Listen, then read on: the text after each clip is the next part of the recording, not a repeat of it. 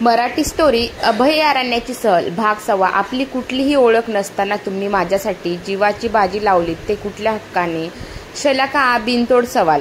हक्क कसला? ते कर्तव्यच होतं माझं आणि हे मी तुम्हाला कधीच सांगितलं आहे. संदीपने सफाई दिली.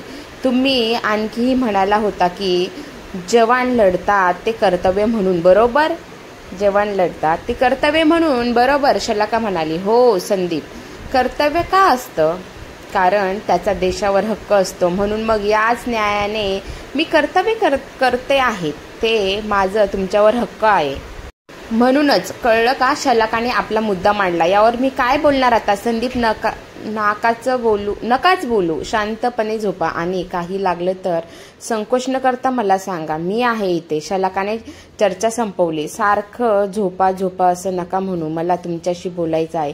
संदीप, सकाळी बोलू की आपण? मलाही आता झोप आली आहे. शलाका, नको आत्ताच.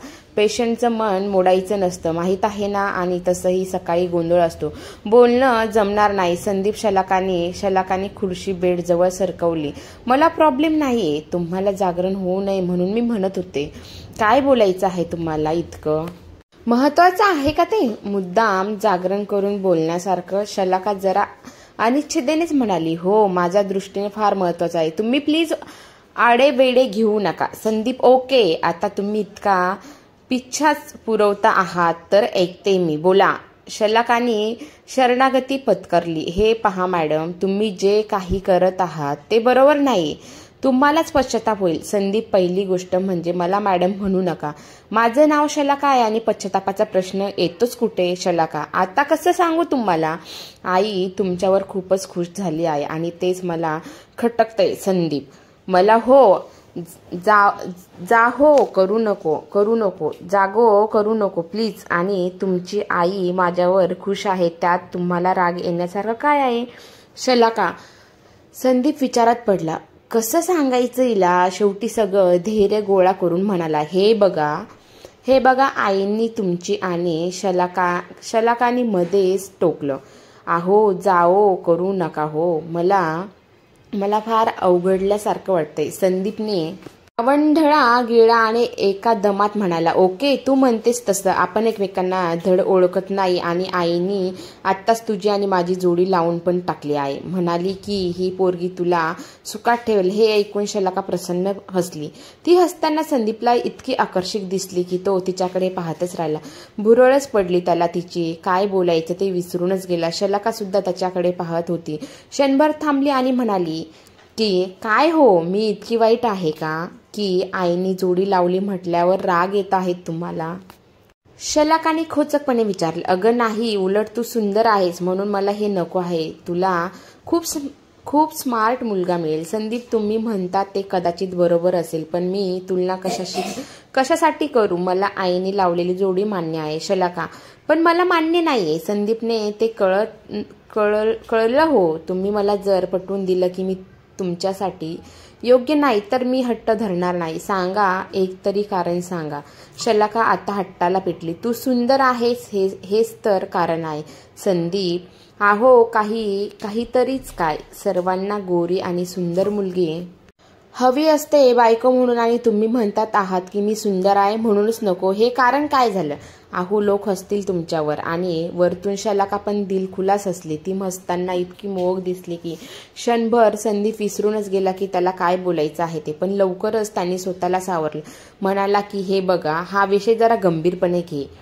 तुझ्या आयुष्याचा प्रश्न आहे. मी काय सांगतो ते ऐक आणि मग बोल. ठीक आहे, सांगा. शलाका असं गंभीरपणे म्हणाली. खरं तर संदीपला वाटलं की ती अजून सगळं गमतीतच घेत आहे म्हणून तो जरा जास्तच गंभीर झाला आणि म्हणाला. हे बघ, उतावीळपणा करू नकोस आणि लाईटली तर मुळीच घेऊ नको. नीट ऐक. माझ्या पूर्ण अंगभर जखमा झाल्या आहेत. जंगली प्राण्याच्यामुळे झालेल्या जखमा लवकर बऱ्या होत नाही. किती दिवस या जखमा अंगावर बाळगाव्या लागतील हे माहीत नाही. माझ्या चेहऱ्यावर 2दा पंजा मारला वाघाने. किती ठिकाणी कापले असेल ते सध्या तरी माहीत नाही. जवळजवळ पूर्ण चेहऱ्यावर बँडेज बांधले आहे. काढल्यावर संपूर्ण चेहरा जखमाच्या खुनामुळे विद्रूप झाला असेल. चेहरा आणि अंगभर जखमाचे व्रण असतील. जर खूप दिवस घरी राहावं लागतं तर नोकरी पण जाण्याची शक्य आहे ना? अशा विपरीत परिस्थितीत मी कसं तुला हो म्हणू आणि तुझं आयुष्य खराब करू? शक्य नाही ते. संदीपने एक लांब लचक भाषण दिलं. शलाकाने उठून खुर्ची त्याच्या आणखी जवळ सरकवली, त्याचा हात हातात घेत आणि म्हणाले, तुम्ही नका ना असं विचार करू. माझ्यावर जेव्हा संकट आलं तेव्हाही असाच मागचा पुढचा विचार न करता वाघाला सामोरे गेला. कुठलंही शस्त्र हातात नसताना वाघाशी 2 हात करायची हिंमत दाखवलीस.